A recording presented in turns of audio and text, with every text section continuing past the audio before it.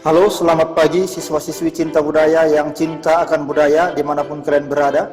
Semoga kalian semua baik-baik saja dan tugas matematika kalian sudah aman. Kembali lagi bersama Bapak tentunya di pelajaran PPKN. Pada video kali ini Bapak akan mencoba menjelaskan lebih singkat dan jelas sehingga kalian bisa mengerti. Dan tanpa panjang kali lebar sama dengan luas, kita masuk ke materi. Jadi siapkan bukumu, siapkan pulpenmu, siapkan air minummu, teh, kopi, jus, susu, dan apa saja disiapkan.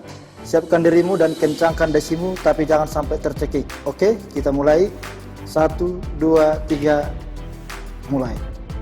Bab 2. Kedudukan dan fungsi Undang-Undang Dasar Negara Republik Indonesia tahun 1945 dalam sistem hukum nasional. Pokok materi kita pada bab 2 ini ada 3, yaitu yang pertama makna Undang-Undang Dasar Negara Republik Indonesia tahun 1945 dalam sistem hukum nasional. Yang kedua, kedudukan dan fungsi Undang-Undang Dasar Negara Republik Indonesia tahun 1945 dalam sistem hukum nasional.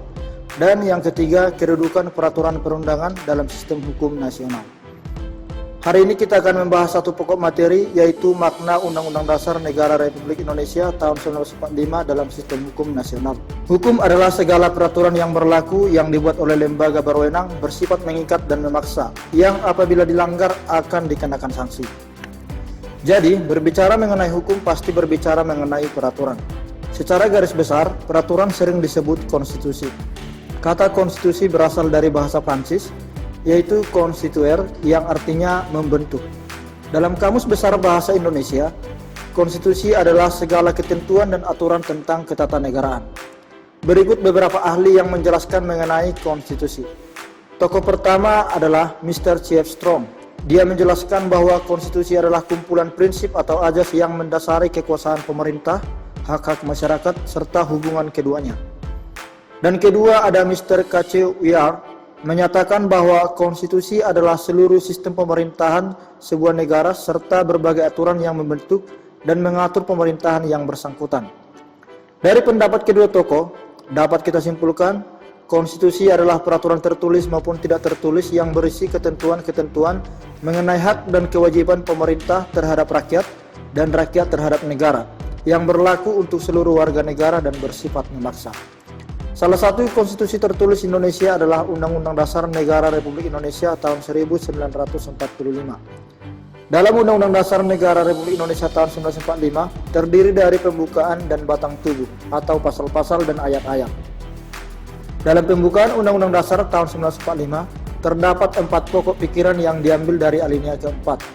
Pokok pikiran inilah yang menjadi patokan atau sasaran pembuatan peraturan-peraturan yang ada di Indonesia. Berikut ini adalah penjelasan keempat pokok pikiran yang ada di alinea keempat pembukaan Undang-Undang Dasar 1945. Pokok pikiran pertama adalah persatuan.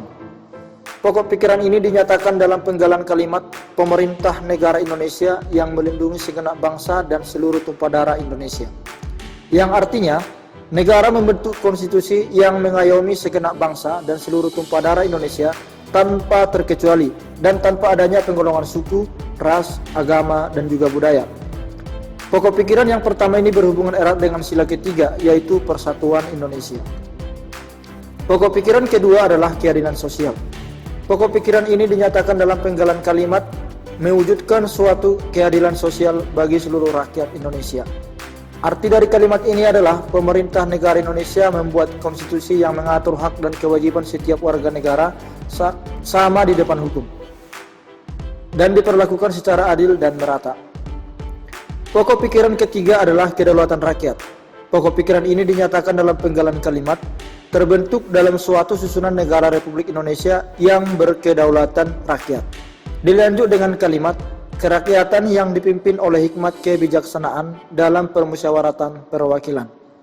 Arti dari pokok pikiran ketiga ini adalah rakyatlah yang berkuasa untuk membentuk konstitusi, yang pembentukannya dilaksanakan dengan cara musyawarah atau mufakat dan dengan perwakilan. Pokok pikiran keempat adalah kemanusiaan dan ketuhanan. Pokok pikiran ini dinyatakan dalam penggalan kalimat kemanusiaan yang adil dan beradab dan ketuhanan yang Maha Esa. Arti dari pokok pikiran keempat ini adalah di dalam konstitusi harus dimuat aturan yang menjamin hak-hak asasi manusia dan yang menjamin hak-hak kebebasan beragama. Itulah penjelasan dari keempat pokok pikiran yang terdapat di alinea keempat. Itulah penjelasan dari pembukaan Undang-Undang Dasar Negara Republik Indonesia tahun 1945. Selanjutnya adalah makna batang tubuh atau pasal-pasal yang ada di Undang-Undang Dasar. Pembukaan dan batang tubuh Undang-Undang Dasar 1945 merupakan satu kesatuan yang terpadu dan tidak dapat dipisahkan.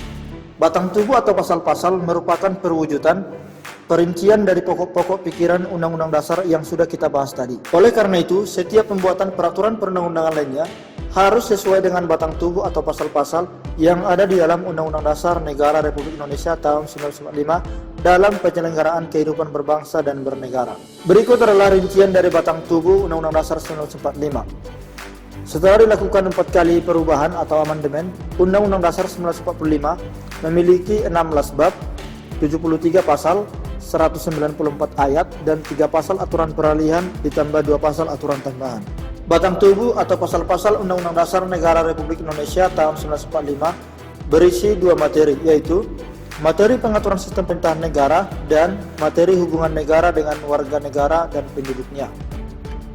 Materi pengaturan sistem pemerintahan negara memuat kedudukan, tugas, wewenang, dan hubungan antar lembaga negara. Adapun materi hubungan negara dengan warga negara meliputi berbagai bidang seperti politik, ekonomi, sosial, budaya, serta pertahanan dan keamanan dalam rangka mencapai cita-cita nasional bangsa Indonesia. Nah, dari hasil penjelasan materi mengenai makna Undang-Undang Dasar Negara Republik Indonesia tahun 1945 dalam sistem hukum nasional dapat kita simpulkan bahwa Undang-Undang Dasar Negara Republik Indonesia tahun 1945 adalah Konstitusi Indonesia yang dibagi menjadi 2 bagian, yaitu pembukaan dan batang tubuh. Di pembukaan terdapat 4 pokok pikiran, yaitu persatuan, keadilan sosial, kedaulatan rakyat, dan kemanusiaan serta ketuhanan. Pokok pikiran inilah yang menjadi acuan dibentuknya batang tubuh yang terdiri dari pasal-pasal dan ayat-ayat.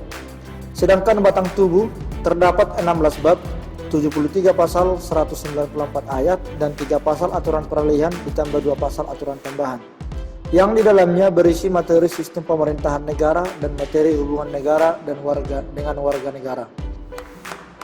Itulah kesimpulan yang bisa Bapak buat. Materi ini tidak perlu kamu catat, tinggal garis bawahi aja apa yang sudah ada di bukumu. Tetapi jika tidak ada di bukumu, silahkan catat. Oke anak-anak, sampai di sini pertemuan kita hari ini. Tetap semangat dan sampai jumpa.